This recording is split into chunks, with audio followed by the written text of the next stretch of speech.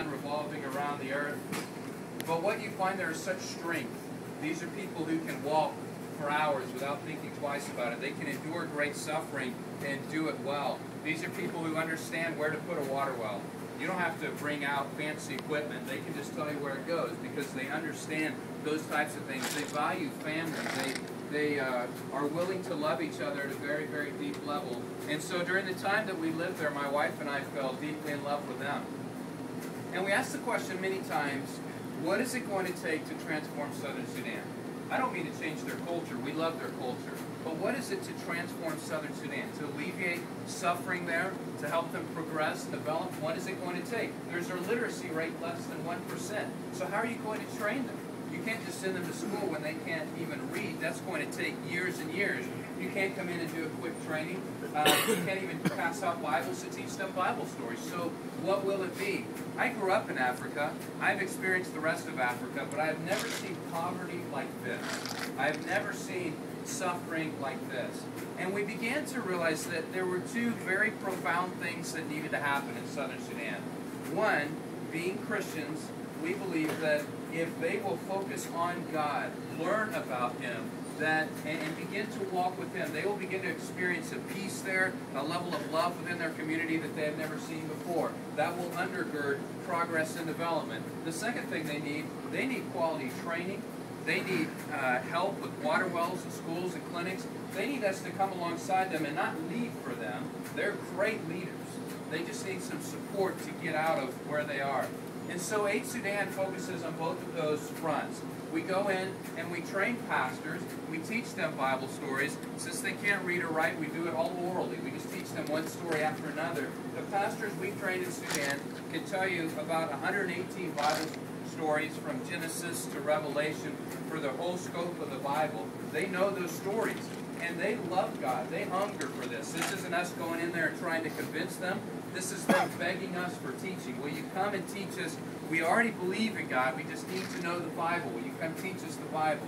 But then there are all these huge needs. There's supposed to be one water well for every 500 people in Southern Sudan. But it's more like one water well for every 2,000, or in some cases, one water well for every 20,000. I remember driving down dirt roads in Southern Sudan, and men and women would have to get out of the mud puddles they were bathing in, their once-a-month bath, so that we could drive past, and then they go back. Now, if you're like me, something very deep within you stirs when you hear stories like that, and you know that clearly we want to come alongside them and bless them with clean water. We want to come alongside them and bless them with school buildings and clinic buildings so they no longer have to work in mud huts that are riddled with termites. When my wife and I were there, I led a training for pastors who walked from all over, hours and hours to come and be with us. We worked in their language, sat under a tree and taught those Bible stories. My wife worked in the Mud Hut Clinic and also worked in the school. So we as a couple lived this out, this focus on providing spiritual health and physical health. And Aid Sudan has continued to do that in greater and bigger and larger ways. So we train a lot of pastors. We work with the churches to strengthen the churches. You know, there are churches in every community. If we can strengthen the churches and work through the churches in those communities, then every community that we go into will be blessed. And so then we're also asking the question of how do we engage them on a physical level? And so we drill water wells, we build schools, we build clinics, and I think it's all epitomized in this project that we have for radios. We ask the question of what do we do when the literacy rate is less than 1%? What do you do when people can't read or write? How are you going to train them? How are you going to equip them? And we quickly realized that radio had to be the answer. So a few years ago, I walked into KHCB, which is a radio station here in Houston, 105.7. I walked into their office and sat down with some of their technicians, and they said, Peter, we understand that you want to do radio work in Sudan. And I said, that's right. And they said, tell us why. And I said, well, it's because the literacy rate is less than 1%. I don't know how else we'll communicate to them. How do we teach them about basic health and hygiene so they know they need to wash their hands, and that will save them from a lot of disease? How do we teach them and provide teacher training so their schools can develop? How do we teach them Bible stories? How do we get that to the masses without the radio? And they said, okay, we're with you on that. They said, now, do you want an FM station or an AM station or a shortwave station? And I said, I had no clue. I don't even know what the difference is. then they said, okay, that's not a very good start. They said, well, tell us what your long-term plans are. And I said, I don't know. I just want to cover Southern Sudan with the radio. And they said, okay, that's not very detailed. And they said, well, as long as you have a lot of money, you're good. How much money do you have? And I said, we don't have any money at all. And they said, okay, this is going bad for us. And so we talked together and developed a plan for saturating Southern Sudan with the radio. The only problem was that it's never been done before. It's a satellite-based radio station network. And they looked at me and they said, well, this has never been done, but in theory, this would work great. Now, there's just one thing. Whenever God presses on your heart, you have to go there. And I knew, as a follower of Christ, I sensed very strong conviction in that moment. This is something that God wants of us.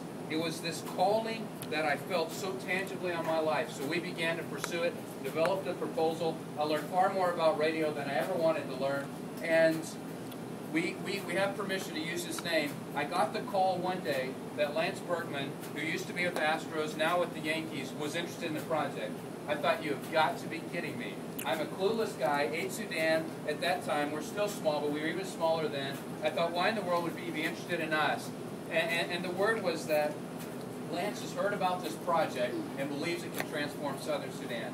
And so Lance and his wife Kara came behind it, gave us the seed money that we needed. And the next thing I knew, there was another donor, and there was another donor, and soon we were building this radio station network. And Mark was on a trip where we put up this radio tower. Between the two towers we have currently, 1.3 million people are impacted. Southern Sudan's population is 8.3 million.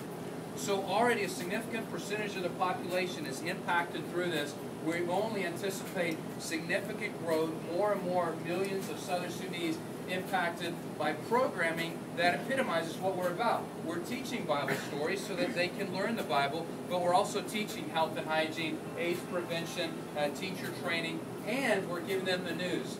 Southern Sudanese, if you walked into a mud hut in Southern Sudan, they would not even know what was going on 50 miles away. There's no newspaper.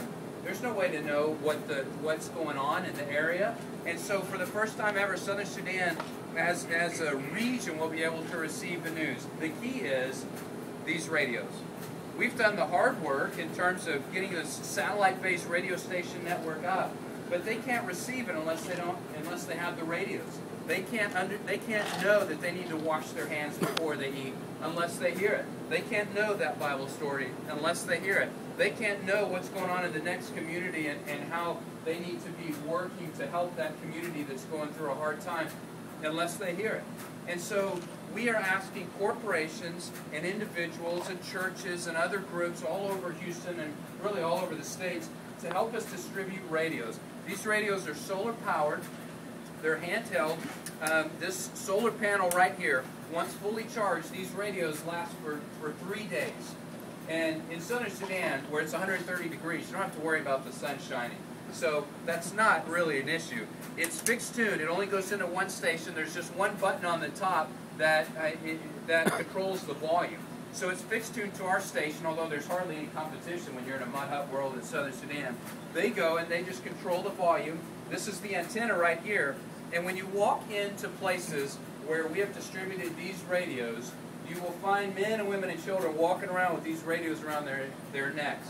Now, I have a really big head. It doesn't work for me, but it works great for the Southern Sudanese. They see this as the greatest gift they could have for 2 reasons. One, this shows that somebody loves them. Somebody on the other side of the world thought enough about them, cared enough about them, let them know that they were not on their own, chose to make a gift to them. Some company that is based in Houston, Texas, rallied together to impact their community and to show that they care about their family and they care about Southern Sudan growing and developing in spiritual and physical ways.